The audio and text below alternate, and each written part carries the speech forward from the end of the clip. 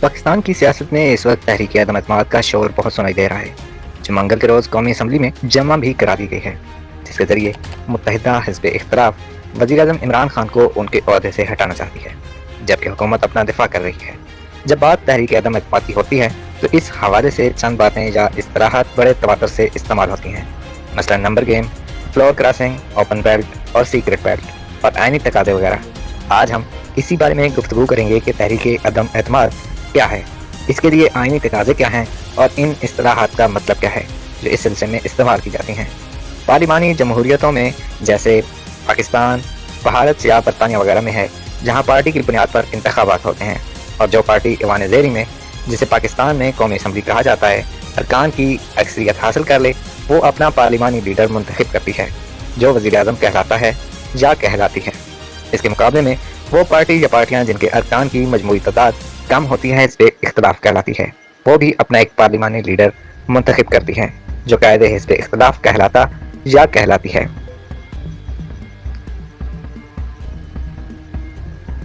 اگر حزب اختلاف حکومت کی کارکردگی سے مطمئن نہ ہو اور حکومت گرانا چاہے تو اس کا آئینی طریقہ یہ ہے کہ وہ حکومت کے خلاف تحریک عدم اعتماد لائے۔ ان دنوں پاکستان میں یہی ہو رہا ہے کہ حزب اختلاف کی پارٹیاں متحد ہو کر حکومت کے خلاف تحریک عدم اعتماد منظور کرانے کی کوشش کر رہی ہیں، جس کے لیے آئین میں باقاعدہ ایک طریقہ کار درج ہے، جس کے مطابق وزیر اعظم کو ان کے عہدے سے ہٹانے کے لیے قومی اسمبلی کے ارکان کی مجموعی تعداد کی سادہ اکثریت درکار ہوتی ہے۔ اور یہاں پر نمبر گیم کی اصطلاح سامنے آتی ہے، یعنی فریقین یہ دعویٰ کرتے ہیں کہ ان کے پاس ارکان کی مطلوبہ تعداد موجود ہے۔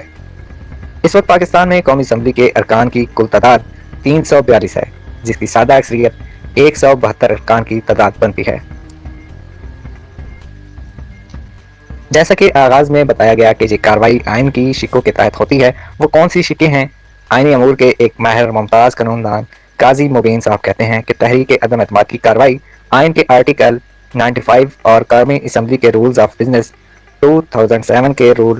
37 کے تحت ہوگی۔ تحریک پر 3 دن سے پہلے اور 7 دن کے بعد ووٹنگ نہیں ہو سکتی، یعنی 3 سے 7 دن کے عرصے میں ووٹنگ ہوگی اور اس ووٹنگ سے پہلے اور بعد میں ایک طویل آئینی طریقہ کار اپنانا ہوگا۔ انہوں نے بتایا کہ رولز آف پروسیجر کے تحت تحریک عدم اعتماد پر ووٹنگ اوپن ہوتی ہے۔ رولز کے تحت سیکرٹ ووٹنگ نہیں ہو سکتی کیونکہ تحریک اعتماد کے لیے قرارداد کا لفظ استعمال کیا گیا ہے، اور رولز آف پروسیجر کے تحت جو ضابطے بنائے گئے ہیں، قومی اسمبلی میں کسی بھی قرارداد پر ووٹنگ اوپن ہوتی ہے۔ فلور کراسنگ، عام طور سے فلور کراسنگ کا یہ مطلب لیا جاتا ہے کہ اگر ایک پارٹی کے ٹکٹ پر منتخب ہونے والا قومی اسمبلی کا کوئی رکن اپنی پارٹی سے مستعفی ہو کر کسی دوسری پارٹی میں شامل ہو جائے تو وہ نااہل ہو جائے گا، یعنی اسمبلی کی اس کی رکنیت ختم ہو جائے گی۔ قاضی مبین کہتے ہیں کہ آئین کی دفعات 62 اور 63 ان کی بعض ذیلی دفعات کے تحت اگر کوئی رکن اسمبلی، وزیر اعظم یا کسی صوبے میں وزیر اعلیٰ کے انتخاب یا ان کے خلاف تحریک عدم اعتماد یا تحریک اعتماد اور آئینی ترامیم کے سلسلے میں اپنی پارلیمانی پارٹی کے فیصلے کے خلاف ووٹ دے، ووٹنگ میں حصہ نہ لے یا ووٹنگ کے دوران ایوان سے غیر حاضر رہے، تب بھی وہ نااہل ہو جائے گا اور اس کی رکنیت ختم ہو جائے گی۔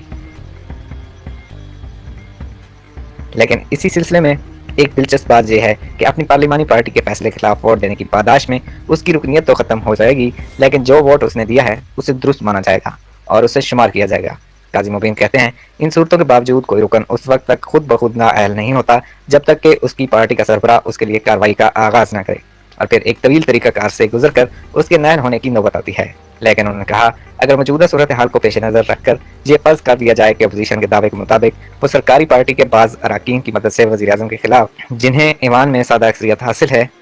تحریک عدم اعتماد منظور بھی کرا لیتی ہے، تو وہ ارکان نااہل ہو جائیں گے جنہوں نے اپنی پارٹی کے خلاف ووٹ دیا ہے، اور اپوزیشن کی اکثریت پھر اقلیت میں بدل جائے گی تو وہ اپنا نیا وزیر اعظم کیسے منتخب کرا سکے گی؟ قاضی مبین کا کہنا تھا اس صورتحال میں عام طور سے حکومتی پارٹی جسے تحریک عدم اعتماد کا سامنا ہوتا ہے، وہ یہ طریقہ کار اختیار کرتی ہے کہ اپنے ارکان کو ایوان سے بہر رکھتی ہے اور اندر نہیں آنے دیتی،